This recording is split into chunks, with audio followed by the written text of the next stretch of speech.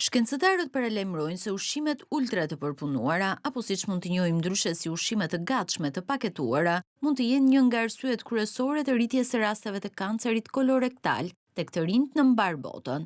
Një studim i ri analizoi të dhënat e mbi 29.000 grave amerikane për më shumë se 20 vjet dhe gjeti një lidhje të fortë mes konsumimit të lartë të këtyre ushqimeve dhe zhvillimit të polipeve që mund të çojnë në kancer. Sipas studiuesve, gratë që hanin më shumë ushqime ultra të përpunuara kishin 45% më shumë rrezik për të zhvilluar adenoma në zorën e trashë dhe rektum, që mund të kthehen në kancer me kalimin e kohës. Këtu përfshihen ushqime si snekët e paketuar, buka e prodhuar masivisht, drithrat e ëmbëlsuar, noodles apo pijet e gazuara.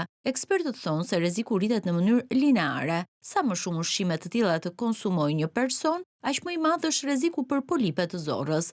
Edhe pse studimi nuk provon se këto ushqime shkaktojnë drejt për drejt kancer, ai sugjeron se dieta mund të jetë një faktor i rëndësishëm në rritjen e rasteve të kancerit përpara moshës 50 vjeç. Megjithatë, studiuesit paralajmërojnë se dieta nuk është vetëm arsye pasi shumë pacientë me kancer të hershëm kolorektal raportojnë se ushqehen shëndetshëm. Shkencëtarët vazhdojnë kërkimet për të kuptuar nëse disa lloje të ushqimeve ultra të përpunuara janë më të dëmshme se të tjerat, si dhe për të identifikuar faktorë të tjerë që mund të ndikojnë në këtë trend shqetësues.